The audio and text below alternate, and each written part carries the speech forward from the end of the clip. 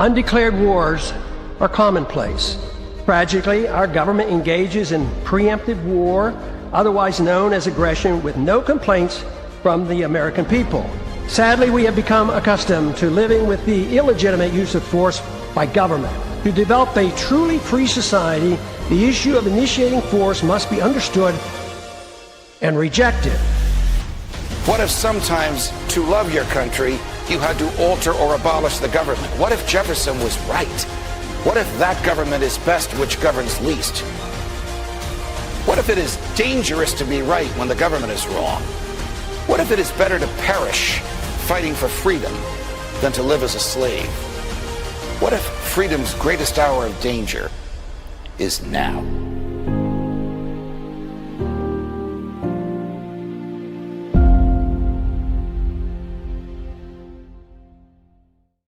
Hi, everyone. Excuse me, Judge Andrew Napolitano here for Judging Freedom. Today is Tuesday, March 10th, 2026. Aaron Maté joins us now. Aaron, a pleasure. My dear friend, I want to prevail at some length in a few minutes on your knowledge of the long American hatred of Iran. But before we get there, yesterday, the president of the United States said that the United States has won this war in Iran. Can anything in the past 10 days be characterized as a victory for the U.S.? Of course not. And you don't need, I think, deep knowledge of military affairs to understand that. What was Trump saying at the beginning? That we're going to change their government. They have not succeeded in that at all. In fact, the successor to the Ayatollah is the Ayatollah's son. You couldn't get more continuity, regime, quote unquote, continuity than that. And I think now these claims from Trump that, you know, we're very close to finishing, I think that speaks to the fact that he's looking for an off-ramp. He was fed a tale by Netanyahu and his neocon advisors and his, you know, cheerleaders for this disaster, like Lindsey Graham, that this was going to be very easy, that the government of Iran would crumble if he just bombed some infrastructure, and he's not seeing that at all. And so, no, of course, this is not a success by any stretch, by any metric. What this is, though, is a disaster for the region, for most of the people of Iran, and it's spilled over. I mean, on top of the routine attacks on the people of Palestine, the West Bank, and Gaza, now Lebanon is in crisis. Hundreds of thousands of people have fled their homes because Israel is bombing the bastions of support for Hezbollah, which resists Israeli aggression. And this nightmare will only continue so long as Trump insists on what he has called his demand for an unconditional surrender from Iran, which essentially means Iran giving up its sovereignty. The president's call to President Putin, which I had hoped President Putin wouldn't take, Trump calling Putin, looking for an off-ramp, looking for Putin to say something to his friends in Tehran? I don't know what they discussed. Trump said it was a productive call, and he claimed that Putin was impressed with the U.S. military, which I just strongly doubt. Putin, of course, sees Iran as a close ally, and there are reports, and I think they're credible, that Russia has been assisting Iran in defending itself from U.S.-Israeli aggression. So I do think Russia, though, wants to see an end to this and might be offering to help Trump find an exit ramp. But Trump has gone in on a war for Israel. And he's talked about, even, he said that if he does end the war, it will be a mutual decision with Israeli Prime Minister Benjamin Netanyahu. Did anybody in the U.S. elect Benjamin Netanyahu to essentially be the co-president? If Trump was going to make mutual war decisions with the Israeli Prime Minister, he should have put Netanyahu on the presidential ticket back in 2024, not J.D. Vance. So I'm sure Putin offered to help, but I just don't know what really he can do at this point if Trump is insisting on following the direction of Benjamin Netanyahu rather than doing what's right for everybody. Do you think most Americans recognize this as Israel's war? Well, this is the most unpopular regime change war that I can ever recall. When Bush went to war against Iraq, he did have some popular support because of the success of the propaganda campaign that he put forward with the help of the U.S. media. This time, the Trump administration has made no effort really to get public support for Trump supporters, he was the guy who promised to end disastrous wars like this. So he's betrayed them in that respect. And since starting this act of aggression, the lies have been so transparently false, and the explanations so laughable, where Marco Rubio even claimed that the U.S. basically went to war because Israel told them to do that, because Rubio said that we knew Israel was going to start the war, and so given Israel was going to do that, we had to strike first, because if we didn't, Iran would hit our forces. Now, I don't actually believe that, because I think the U.S. and Israel were planning to go together for months now. So it's not as if Rubio's claim that the U.S. was like a bystander because Israel was going to go first. I don't believe that. But the fact that Rubio thought that was palatable to try to go before the public and say that we had to go to war because Israel made us do it, it speaks to how in lockstep they are with Israel and how out of touch they are with the public, who they simply don't care about. So certainly the Trump administration knows that this is unpopular. And I've heard rumblings that, there are people in the White House trying to push Trump towards an exit ramp, but he hasn't listened to those people so far. And maybe, we can only hope he'll start listening to his actual base of support, but so far he's not done that. Well, this clip, which is a little difficult to watch because it's so full of nonsense, shows how lockstep these people are with each other, with their own talking points. Chris, number 2. This is a short-term disruption for the long-term gain. Short-term pain for the long-term gain. Short-term pain be for long-term gain. We're going to have some short-term pain with long-term gain. Some short-term pain, yes, but we've got some long-term gain. Some short-term pain for American consumers. We may have to deal with that in the short term. Short-term and temporary. Temporary short-term pain. It's going to suck in the short term. Some short-term pain. Short-term pain. We have to focus on the short-term. Short-term. Short-term. Short-term. Short-term and long-term. Short-term blip. Hopefully this is a short-term pain. Short-term is highly outweighed of the long-term benefits. Some short-term pain for the long-term gain. They be a little bit more clever and come up with different renditions of the same thing.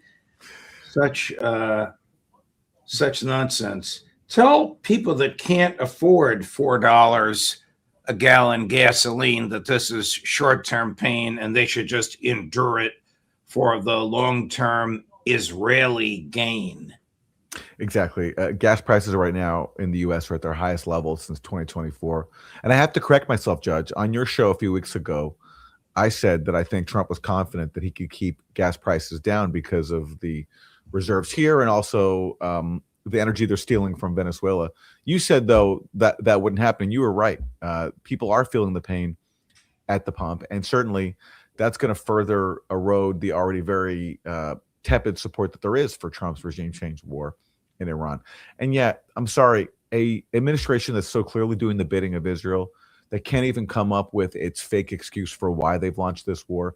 So on top of Rubio claiming it was for Israel, then you had Trump saying that Iran was a few weeks away from a nuclear weapon. You've had so many different excuses. They're all laughable.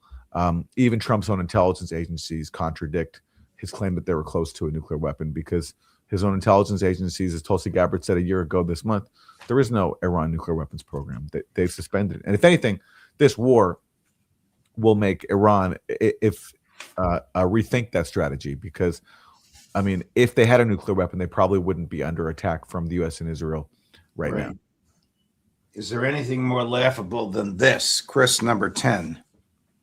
Mr. President, did the United States bomb a girls' elementary school in southern Iran on the first day of the war and kill 175 people? In my opinion, based on what I've seen, that was done by Iran. Is that true, Mr. Higson? It was Iran who did that? We're certainly investigating. Still investigating? But the only side that targets civilians is Iran. We think it was done. We think it was done by Iran. Can you give us an idea? Because they're very inaccurate, as you know, with their munitions. They have no accuracy whatsoever. It was done by Iran. Well, who knows what he claims to have seen. He was pressed again on this by a reporter for whom my hat is off. Watch this back to back at the Trump press conference yesterday. Chris, back to back 18 and 19. Tomahawk missile likely destroy that Iranian girls' school. So will the U.S. accept any responsibility? Well, I for haven't that strike? seen it, and I will say that the Tomahawk, which is one of the most powerful weapons around, is used by, is sold and used by other countries, you know that. And whether it's Iran, who also has some Tomahawks, I wish they had more, but whether it's Iran or somebody else, the fact that a Tomahawk is very generic, it's sold to other countries, but that's being investigated right now. You just suggested that Iran somehow got its hands on a Tomahawk and bombed its own elementary school on the first day of the war. But you're the only person in your government saying this. Even your defense secretary wouldn't say that when he was asked, standing over your shoulder on your plane on Saturday. Why are you the only person saying this? Because I just don't know enough about it. I think it's something that I was told is under investigation, but Tomahawks are used by others, as you know. Numerous other nations have Tomahawks. They buy them from us. But I will certainly, whatever the report shows, I'm willing to live with that report. I mean, does he expect, I guess he does, the American public to accept that these 170 girls were incinerated? Obviously, the American military thought they were bombing something other than a school, but they used an incendiary device in which the fuel of the missile, the unspent fuel, itself ignites and burns like in a furnace, everything in sight. The reporter questioning Trump there is Sean McCreesh of the New York Times, and he's gotten a lot of acclaim, I think, because it's a rare instance of someone doing adversarial journalism with a person in power, and in this case, doing it to highlight the fact that the U.S. massacred a bunch of civilians, which is always swept under the rug. It's never treated to be a very important story. So this is an important line of questioning here, and Trump's excuses are just so transparently ridiculous. He's suggesting that Iran got its hands on a Tomahawk missile and then bombed their own school, as the reporter Sean McCreesh points out, and that's why Trump has to back down and says, "Well, yeah, I don't have all the information." After he was so confident at first that Right. Iran did it, and it was obvious from the start that this was the U.S. and Israel. They know exactly where these missiles hit. If it wasn't them, they would have denied this from the start. And I said this immediately afterwards, that this was them. The fact that they're not denying it shows that this was them. They knew it was them, and they were just slow walking an acknowledgement of it, because if you acknowledge at the outset that one of your first attacks in an unprovoked regime change war that you've launched is a girls' school where you've massacred more than 150 children, that's not going to do well for your propaganda campaign to keep the war going. So that's why they've been slow walking this. And Pete Hegseth kept saying, it's under investigation. It's under investigation. That's all I'm going to say. And because he knows exactly that this was that this was the U.S. And also, it has to be pointed out that the U.S. media coverage of this, with the exception of that New York Times journalist, has just been so derelict. This should have been front page headlines for days, every single day since then. This is a massacre of more than 150 children in at the outset of an unprovoked war. How is this not front page news? It got buried. I think the New York Times had a story. One of the first stories on this was page A11. Imagine that, massacring a bunch of kids at the outset of a war, and you're going to bury this story. And also, I heard Scott Ritter say this on your program, and I just want to underscore the point. This is the responsibility of Pete Hegseth. Pete Hegseth bragged about how he had loosened the rules of engagement, basically taken away constraints on U.S. military officials as they wage war, which means less oversight, less accountability for attacks like this, which means probably that when they were using, like, whatever they used to bomb this school, AI, I assume, that there was less layers of accountability, less of a chain of command, less review of these targets. And I believe you can draw a direct line, as Scott Ritter said, between Pete Hegseth loosening these rules and that massacre. And Pete Hegseth needs to be held accountable for that. Sean McCreesh, you're always welcome on this show. I'd love to talk to you. It was very heroic. It almost reminded me, to show you my age, of Dan Rather going after Richard Nixon. I don't know if you saw, you weren't around then, but I don't know if you saw those clips. I remember Dan Rather going after George H.W. Bush and them having a very testy exchange. Yes. The Nixon one is before my time. Right. Well before your time. How badly have the Iranians damaged Israel? Do we know? or have the Israeli censors prevented us from knowing? I don't know, but the fact that the Israeli censors are, taking such action and essentially banning, including U.S. media outlets, from reporting anything, suggests to me that, yeah, Iran has done damage. And again, it's my understanding that Iran has not even fired its most sophisticated missiles yet. So they sent a message to the U.S. and Israel that whatever we've done so far, we can do a lot worse. And I'm sure people in Washington are well aware that the worst could be yet to come when it comes to Iran's retaliation. What is the origin of the long-standing American hatred for Iran? Well, I mean, where do you want to start the clock? Well, probably goes back to before. Most of that, it's got to go back before 1953, no? Yeah, after the Second World War, when the U.S. becomes the world's top hegemon, it establishes a partnership with Iran, where Iran's going to essentially be, along with, the whole Gulf region, under U.S. control. And then Mossadegh, this popularly supported Iranian leader, comes in 1953, and he wants to disrupt that. He's not an Islamist, by the way. He's just a secular nationalist who wants to control the country's oil resources and not popularly elected Yes. in a fair election, an election fair by the standards of those days. Yeah. And rather than sending the profits from Iranian oil back to British Petroleum and other Western oil companies, wants to keep it inside Iran. And so for that, he had to go. So he's targeted for regime change. Some of the documents about this only came out in recent years, which is such a pattern. The U.S. will do something, the CIA will do something covert, and then 70 years later, okay, fine, we can finally admit it. I'm sure the same thing will happen with Syria and many other targets of regime change of recent years. And then so the Shah Mossadegh gets overthrown. The U.S. helps impose the Shah dictatorship. The Shah's security services are heavily trained not only by the U.S. but by the Mossad. The Mossad played a major role in the Shah's rule and the torture that he oversaw. Now, it should be said there were more cultural freedoms under the Shah, but political freedoms there were none. And essentially, dissent was brutally crushed. So that leads to the Iranian Revolution of 1979, where the Shah is overthrown. The Islamic Republic of Iran comes in, and they are a total response to the years of Israeli and U.S. Dictatorship. And, listen, their record's not perfect. I have friends who come from Iranian leftist families who were brutally persecuted after the revolution came in.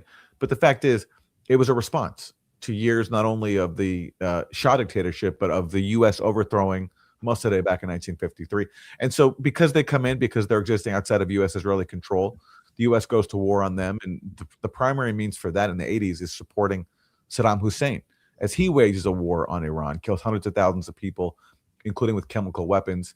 The U.S. gives Saddam intelligence that helps him select targets of his chemical warfare, and U.S. allies, as well as actually the Soviet Union, even though they're not a U.S. ally at that point. They also supported Saddam Hussein in his chemical warfare campaign against the people of Iran. And at the end of that war, the U.S. actually directly enters on Saddam's side. And one of the things that they do is they bomb an Iranian civilian passenger jet, killing over 200 people. And so you've had just for years, because of this U.S. effort to control Iran, along with an effort to control the entire world, this animus towards Iran because it's tried to exist outside of U.S. control. And you will hear the official claim, and Trump will talk about this as well. There was the hostage crisis. There was the embassy bombing in Beirut in the early 80s. And there was also Iran supporting militias in Iraq that killed U.S. soldiers. Okay, but all of those incidents, all of those things, you can trace, they begin with U.S. supporting in some form an aggression against Iran or its allies. So the embassy crisis, sure, we all wish Iran, there hadn't been hostages taken then. But why did that happen? Well, because that was a response to the U.S. supporting the Shah dictatorship and treating the Shah medically in the U.S. That's how the hostage crisis arose. The bombing in Lebanon, why were U.S. troops there? They were there because of a war of aggression that Israel started by invading Lebanon. And so U.S. forces were there as part of a peacekeeping mission, but also they were backing up Israel. So that was a response to another act of aggression against the people of West Asia. And then in Iraq, why were U.S. soldiers in harm's way able to be killed by Iranian-backed militias? Because the Bush administration waged a war of aggression in Iraq, and we're claiming that we're going to go on to Iran next. So Iran responded by supporting its allies in Iraq. And by the way, the number of soldiers who were actually injured by Iranian-supported militias has been vastly exaggerated by Trump. The real number is a lot lower. Scott Horton, who you've talked to, has written about this extensively. And of course, it was completely predictable when you invade a country next to Iran and you're talking about going on and overthrowing Iran next. What do you expect Iran to do? I mean, if Russia invaded Mexico and Russia was saying, after Mexico, we're going to go and overthrow Washington, you think Washington would maybe try to stop Russia in their tracks in Mexico before they came over to the U.S.? Right. So it just, everything is completely hypocritical. And so when Benny Gantz says we've been waiting 47 years for this meaning the war that's now going on, what is he dating it to? The overthrow of the Shah? Yeah. To overthrow the Israeli ally, the Shah, who was cooperating closely with Israel and was a part of a arrangement that helps Israel dominate West Asia and steal Palestinian land. And the Islamic Republic said, no, we don't accept this Jewish supremacist state coming into our region and expanding its project by ethnically cleansing Palestinians and stealing more land, because Israel's not just stolen Palestinian land, it stole Egyptian land, Syrian land. And Mike Huckabee recently said it can take as much land as it wants. And a few weeks before Trump launched this regime change war, the foreign minister of Iran, Abbas Araghchi, gave a speech in Doha where he said, essentially, the main problem in this region is the Greater Israel Project. It's Israel's self-declared insistence that it can steal as much land as it wants and it can kill as many Palestinians as it wants. And he said Iran will not accept that, because Iran won't accept that. The U.S. and Israel have been trying to destroy Iran for 47 years. Wow. Can Trump even come up with an off-ramp? I guess he could just declare victory and go home, but the Iranians are not going to cease their attacks on Israel. Yes, Trump's put himself in a real pickle here, because he, it would be very Trumpian for him to just declare that he won and then pack up and go home. But what is Iran supposed to do now? For twice now, in less than a year, they've engaged in good faith diplomacy with the Trump administration, only to have it, only to find itself being bombed by a joint U.S.-Israeli attack. And so they need to put this arrangement to an end.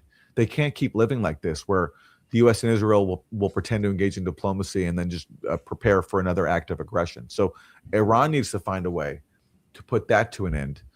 Do they have the capability to? Well, they've surprised everyone, including me, with their staying power so far. So for Trump to find an off-ramp here in a situation that he provoked, that he started, and where he's left Iran with very little choice but to make sure this can't happen again, it's going to be very hard for him to find a way out of this. Has Ben-Gvir been injured? I believe his son was injured in a military operation in Lebanon, because Israel's carrying out one of its routine acts of aggression in Lebanon. I believe his son suffered an injury. There were rumors that Ben-Gvir himself was killed. But listen, people have to watch out for this stuff. It's really easy for claims to spread on Twitter X without verification. So as far as I know, it was his son who was injured, not Ben-Gvir himself. Aaron, thank you very much, my dear friend. The history was extraordinary, succinct, complete, and understandable, as always. Thank you so much. Thank you, Judge. Okay.